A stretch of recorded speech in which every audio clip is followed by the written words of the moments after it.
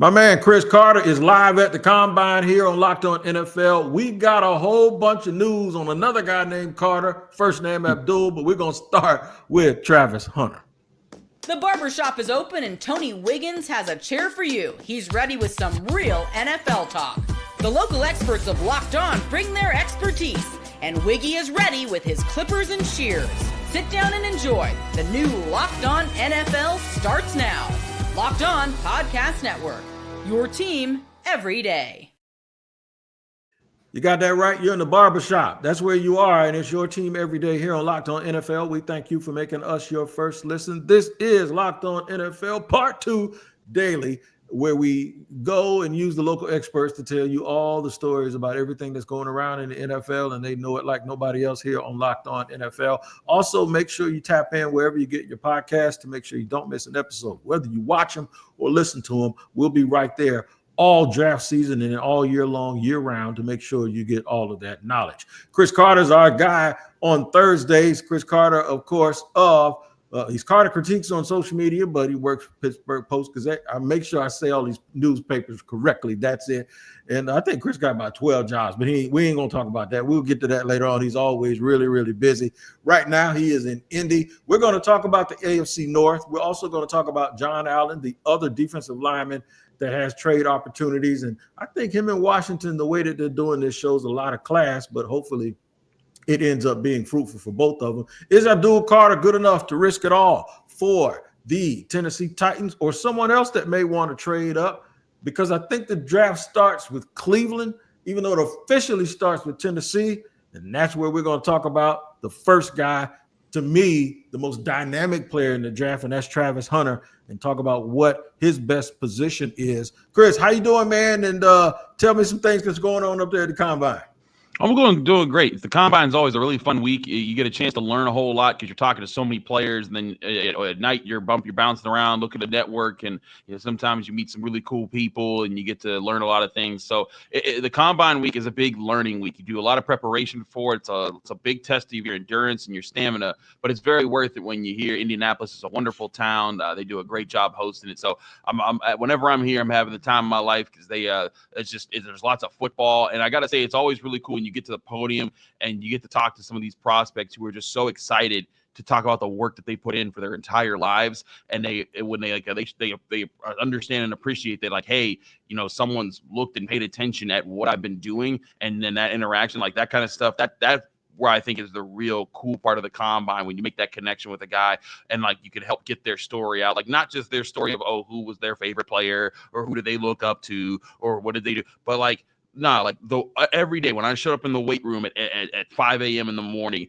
to get things done for 4 straight years in college, and then when I was doing all these laps, when I was working on this, when I was watching film at late at night, and it's all resulted in me finally being here at the NFL Combine, being able to show an insight into the work and the effort that these guys put in. I think that's a huge part of what the Combine should be about and is about. Man, they used to call me Roy Firestone when I was on radio because I used to make people cry during these interviews. And I would just ask them questions because of personal experience. I know what it was like to walk 2 miles to practice in Florida heat when I was a kid. And then I know what it was like as a parent being at the practice field to 9 o'clock at night in the middle of the week and for your kid. And so the stories of the kids, I didn't make it. My son didn't make it, but these are the kids that actually made it. And when you hear these stories, it kind of wakes up all the inner kid in all of us. My man Spencer German has a take. He watched as you did Locked On Browns. He watched as you did Travis Hunter. I think you watched Travis Hunter on the podium today because the DBs came out a little bit later than normal. Listen to what Spencer German has to say about Travis Hunter. Big day at the NFL Combine on Thursday because it was Travis Hunter Day. Had the biggest crowd of anybody at the podium this week, and rightfully so, being in consideration for one of the top picks overall. And you can tell that he graduated from the Deion Sanders School of Media Training because he was very quick to shut down certain questions, especially questions that asked him who he met with this week. Was not giving anything away in that regard.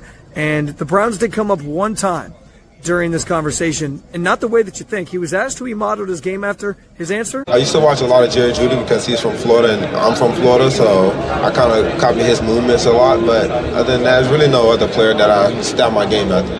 If you weren't already dreaming about a Jerry Jeudy, Travis Hunter combo in the Browns offense, you certainly are now. Yeah, there you go. He's bringing himself up as a wide receiver, comparing himself to another very quick-footed wide receiver. I personally like Travis Hunter better as a corner, and that's only because I think as a corner with his athletic ability, he is an outlier. And these days, with guys like Jamar Chase and all of these dudes, you need a dude that's just as good of an athlete as him and Justin Jefferson, and probably even a better athlete than some of them, guarding them on defense. And that way you can shut all of the rest of the stuff down by actually rolling your coverage over. I'd play him at corner and put him at spot duty at wide receiver, but most of the teams at the combine have said they view him as a wide receiver. What do you think?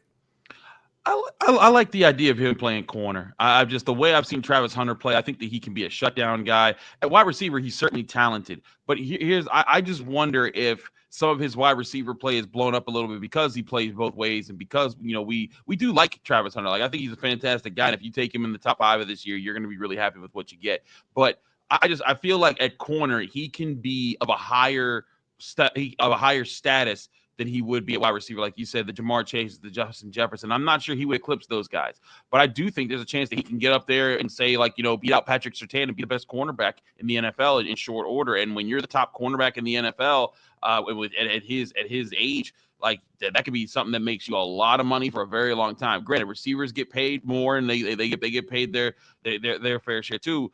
I just think that when it comes to when he hits the open market for the first time, or if he's, if teams are trying to protect from him getting to the open market, whoever drafts him, cornerback might be the place where he can probably rake in a lot, because I'm not sure. Like when I look at his skill set, I think he can be the best cornerback in football. I think he can be the best receiver in football if he works at it, but I think that's a steeper hill to climb, and that's why I think the corner would be the move for him. But hey, he has to choose what's best for him, and teams are going to try to choose what's best for them. So it's a long process. We'll see how things continue to shake out here at the combine, and then of course when he hits pro day, and then of course at the draft. This is why I think the draft starts with Cleveland, because Tennessee, according to Tyler Rowland, the Titans view Travis Hunter as a corner who can spot play wide receiver. At least that's coming from Brian Callahan. I don't think a team uses the first overall pick on a cornerback in today's National Football League.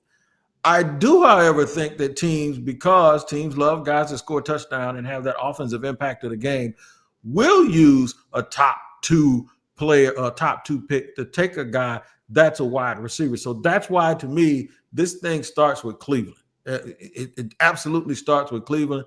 I think we know what the Titans are going to do. They're going to either take Abdul Carter or they're going to take a quarterback. And in fact, we're going to get to that subject in just a second here on Locked On NFL.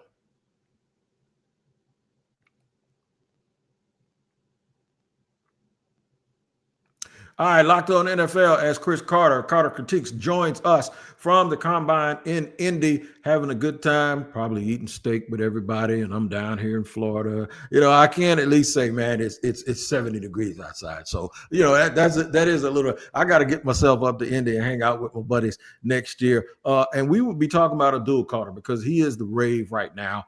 Found out this morning from a report from Adam Scheffler that doctors don't recommend that he has surgery. The little stress fracture in his foot isn't that important. Abdul Carter says, I'm the best player in this draft. Mike Green said, I'm the best player in this draft. Most people that I've talked to, including Locked On's own coach Keith Sanchez, believe that he's the best player in the draft. I'm there with it. I don't mind it.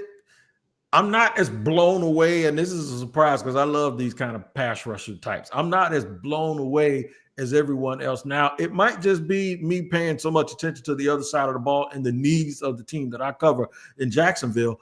But still, there's a lot of consensus that he is number one. Here's the guys from the Squad Show talking about Abdul Carter and whether or not he's worth it. Let's talk about the top prospects here in Indianapolis. Abdul Carter, number 1 pick. Potentially. Tennessee Titans have to make that decision or trade out and let somebody else make that decision. But he believes that he should be the number 1 pick in this year's NFL draft. Of course, he's not going to be the first prospect that ever said that. Certainly won't be the last prospect to ever say that. But there is some legitimacy to him claiming that status. I want to ask you, gentlemen, and we'll just start right here next to me, Cody Rourke, Locked On Broncos. What do you think about Abdul Carter stating that he should be the number 1 pick in this year's draft? Well, I mean, when you look at him, and we had Keith on from Locked On NFL Draft last week, who said that pound for pound, he believes Abdul Carter is probably the best overall prospect in this year's draft cycle. And I think when you look at what he can do, he's got a legit case. But I think so much of this depends on where is the lean here when it comes to offense versus defense. I mean, obviously, there's a lot of skill players in this year's NFL draft. We talked about the quarterback position this year. Are you really sold on Cam Ward or Shedeur Sanders being, quarterback's going to move the needle for your franchise? I know there's a lot of debate about that. When I look at Abdul Carter, I mean, with the Tennessee Titans, with the Harold Landry trade request stuff coming through and then looking at offsetting him, now I look at, a guy like Abdul Carter saying, okay, yeah, he can be the first overall pick if Tennessee stands pat there. All right, CC, you live in Pittsburgh. You watch Penn State. Pittsburgh is a team that I always say that there are certain teams like Green Bay that seems like they've had a quarterback ever since I was a kid. And Pittsburgh has had three head coaches since I was a kid. Pittsburgh has also had pass rushers, usually more than one of them, ever since I was a kid. You know pass rushers. You know Abdul Carter. You know Penn State. How do you feel about Abdul Carter as a prospect? I think Abdul Carter is that man. I think back to all the great Penn State pass rushers. I think back to LeVar Arrington. I think back to Micah Parsons. He's a guy that can be that kind of dangerous. He can be a defensive playmaker. And one thing that always sticks with me, and Mike Tomlin said this years ago, and I think he maintains this belief, if you're looking at, if the most important player on the field is the quarterback, the second most important is the person who can disrupt the quarterback, and that's a great pass rusher. And edge rushers have been those kind of defining guys. I look at Abdul Carter as one of those guys that can be that. It's funny, like the Browns are in a position where Myles Garrett is demanding a trade, and how crazy would it be if they were able to trade, get good compensation for Myles Garrett, and then pick up Abdul Carter? And it's like, well, start it again with a top of the draft, the defensive end type guy that can be a game changer and game wrecker in the NFL. I think that would really work for them if they were able to pull that off. And then, of course, with Garrett, they could probably still get another prospect or two early in this draft class. So I think Abdul Carter's that guy. I think he has the right traits. I want to see, we won't see how he tests, but I want to see how he actually looks and measures out eventually at some point in this draft process. But the stuff that I saw at Penn State, I think Abdul Carter can be that man in the NFL. And whoever gets him is going to be feeling really good about it. So, and I think that there's a big point of this where, like you said, it's or Cody said, it's weighing offense versus defense in this draft class. What's more important? This isn't a strong quarterback class, but by most measures, wide receiver isn't popping off as like a position where there's going to be like 3 top 10 picks of wide receiver. There might not be 3 top 10 or top 15 picks at wide receiver this year. And there's questions, where do you invest in this draft class? And so for me, Abdul Carter, with his ability to get after the quarterback, with his raw talent that comes with him, and the things that he's been able to polish in his time at Penn State, I think he's a guy that if I had a first overall pick and I didn't need a quarterback or another specific position and I needed a pass rusher, Abdul Carter would absolutely be my guy. No doubt about it. I'll take your word for it. One of the things, though, we always talk about with the NFL is it's not how good the player is in and of itself. It's also about where he goes and what they ask him to do and the structure of the organization that he goes to. I think we assume that the guy's going to be Von Miller or the guy's going to be Khalil Mack, and that's going to be enough. Well, in Pittsburgh, y'all probably have the best stand-up edge rusher in the league, but without that quarterback, you ain't getting the same results that you got before. So I caution everybody. My man Mike Debate talks about the Patriots and what they're used to and what happened with New England. And I want to play this clip because it kind of feeds into the point that I want to make in just a second. Coming from the team that you covered, can that one standout player really be on the defense and help a team be a continuous contender for the Super Bowl?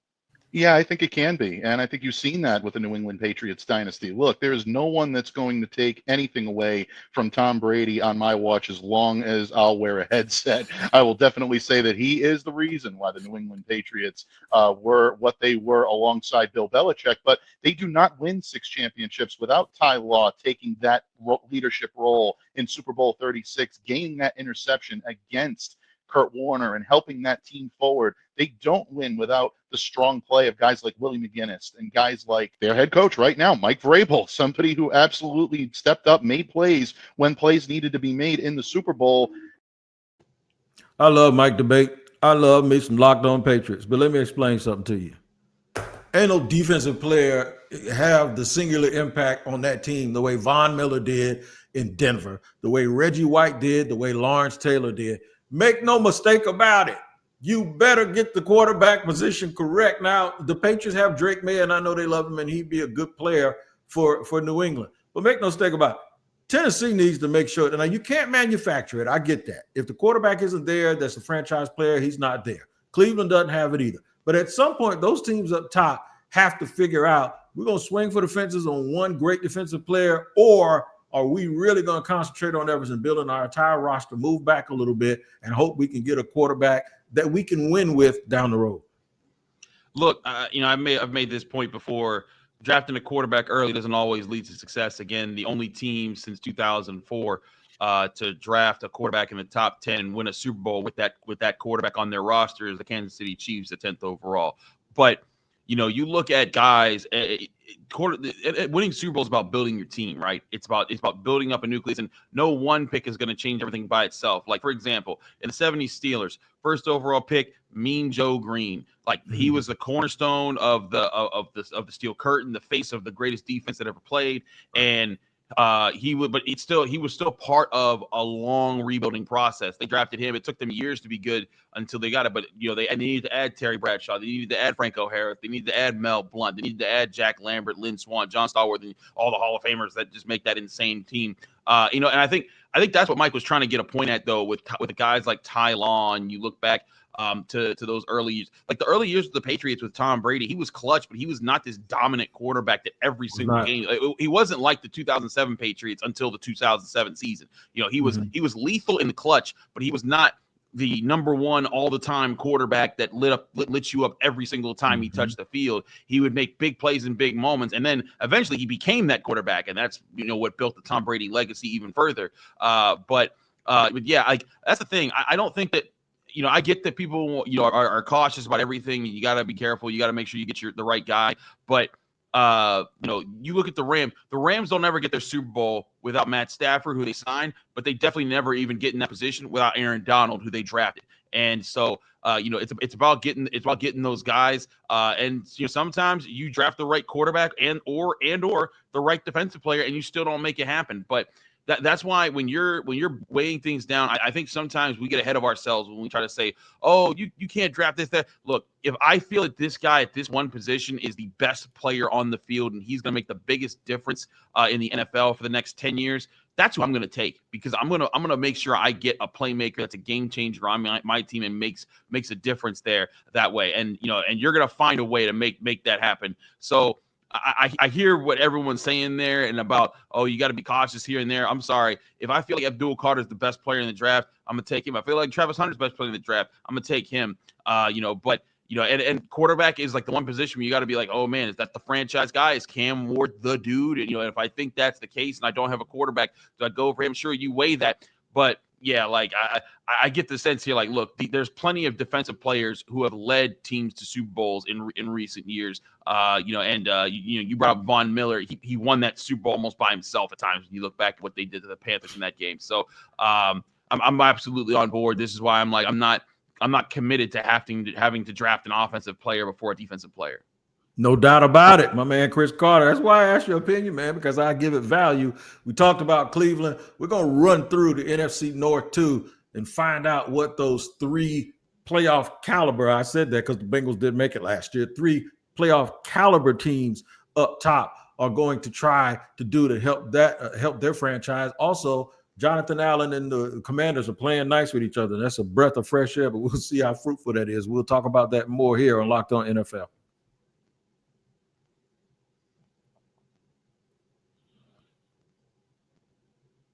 All right, CC, before we get to the AFC North, I want to hear David Harrison talk about Jonathan Allen. Jonathan Allen is the other really, really good, not great, but really, really good defensive player whose name is out there. I don't know if this is the greatest year for a defensive tackle to be floating out there trying to get traded because there's so many of them in the draft. But Jonathan Allen is a really, really good player. And I like the way that they're playing nice with him in Washington with that new regime. Listen to this. The news is starting early for the Washington Commanders here in Indianapolis for the 2025 NFL Scouting Combine. I'm David Harrison of the Locked On Commanders podcast. Tuesday morning, getting ready to head out to the convention center to speak to General Manager Adam Peters. And the news breaks and has been confirmed since then by WUSA 9's Chick Hernandez that the Washington Commanders have given permission to defensive tackle Jonathan Allen and his representatives to seek a trade partner. So 2 years of trade speculation really kind of stemming back from when John Allen himself voiced displeasure with being on the team and admitted to even considering what it might be like to be on a different team. That season went by. This last season went by. We heard John Allen's tone change a little bit. Even told me after the NFC Championship game loss that he wanted to be in Washington moving forward and that the team was aware of his feelings. Well, it appears that the team does not share those same feelings, and Jonathan Allen very likely to be traded this offseason, if not sooner, later as we get into this offseason process. So more on that, including trade destinations, potential compensation package, and what it means as a ripple effect for the Washington Commanders this offseason, all coming up on the Locked On Commanders podcast. So make sure you're subscribed, have those notifications turned on YouTube or wherever you listen to podcasts, all part of the Locked On Podcast Network, your team every day. All right, the thing about Jonathan Allen is a little bit similar to Myles Garrett. And that is that it doesn't make sense for me. Well, maybe for Myles Garrett, it does. It doesn't make sense for me for a team that's not a contender to go out and get Allen, who's in his 30s. They're going to have to pay him a whole bunch of money and then to give up compensation for him, especially in a draft where the defensive tackle position is so plentiful. So that narrows the field. And then if you shrink it a little bit more and you go, well, I wouldn't trade him to Detroit and help them continue to drive, to get a better in the NFC. So now that means AFC teams. That's not something that the Pittsburgh Steelers will look into because they're kind of loaded at that spot. But every mock draft I see, I keep seeing people think the Pittsburgh, they got Keanu Benton and they got, even though Cam is still getting older, I don't see them maybe being in the market for Jonathan Allen. Do you? They're in the market for DTs. They're absolutely in the market for DTs. I'm here at the combine. Let me tell you, Wig. I just got done talking to a dozen cornerback prospects today. I talked to a dozen DT prospects the day before. Let me tell you, the Steelers talked to a lot more defensive tackles than cornerbacks at this draft class. And part of it is because Cam Hayward's getting up there. Larry Ogunjobi, he's been solid, but he's being paid a lot. I think he's a salary cap casualty coming up here, very soon. I think the Steelers are absolutely looking at DT. And honestly, Jonathan Allen is an interesting prospect. Is that if you didn't have to give, because here's the thing, like you said, the Commanders know that they're limited. There's a limited market here because they don't want to give him to another team they're going to have to compete with in the NFC, right? And the Commanders are a contender. They were in the NFC Championship game this year, so you want to send them to the AFC. Okay, who on the AFC needs defensive tackle help? Who can afford to give up the money and cap space to do that while doing the other things that they're working on? And I think the Steelers could be in the position to do both. They could cut Larry Ogunjobi, add Jonathan Allen if it's not for anything higher than a day 3 pick or 2. But I also think that like you said, you look at this draft class and you're like, I'm sorry, if I can get Kenneth Grant and say like Aeneas Peebles as a 1-2 punch in this draft class, I'm taking that because I also don't have to pay those guys for 4 or 5 years. So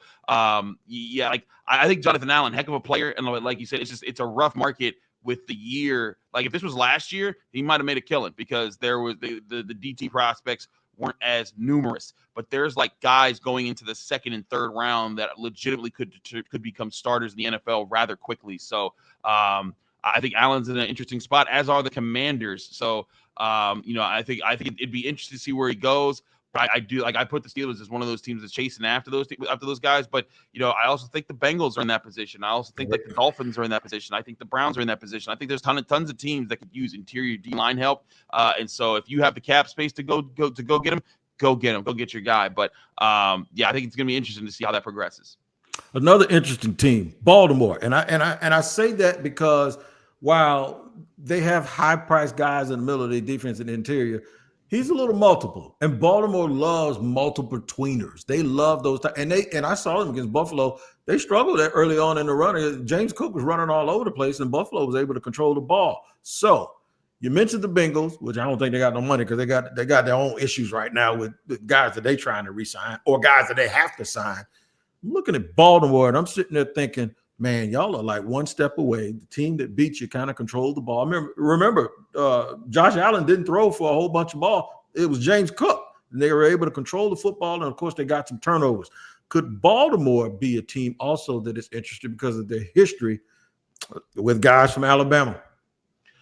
I think they could be. I think that the Ravens just also have a lot of other needs right now. I think they need help at cornerback. I think they need help at safety. I think they need help at receiver. And like when you look at those needs and needing to address those soon, Jonathan Allen would be a great addition to those trenches. But I wonder if that's where they want to put their money or their investments right now into that position. But hey, if you put Jonathan Allen on the Ravens defense, they become that much more scary. So I wouldn't rule that out as a possibility. I've just personally, when I look at the Ravens roster, I think man, get you some playmakers on the outside that can win in coverage, but also win as receivers more for Lamar Jackson. Pittsburgh in a quarterback situation. I heard everything. I heard they were interested in Matthew Stafford, and then I heard, well, he might stay. Of course, I already asked you about the head nod between Mike Tomlin and Aaron Rodgers, and I remember you emphatically said, no. Okay. Yeah. Justin Fields, Russell Wilson, maybe somebody in the draft that falls to him. What do you think Pittsburgh does? Since that's the team you cover, I'm gonna let you cook real quick and give us an idea, and it's gonna help me in my mocks too, because I keep getting stuck and giving y'all Darius Alexander, who's a real good player from Toledo now, but still, and it's at the position that you just said they needed. What are they gonna do at quarterback? I still think the move is Justin Fields. I think right now they're waiting to see how much Matt Stafford makes on his deal wherever he goes, and then that'll set the market, and then everything else will start to fall into place. I think they want to pay Justin Fields a reasonable amount of money, not a whole lot, to say, hey, come here on a 2-year deal, play in this offense. It'll be an offense designed for you, and then you can move forward with that.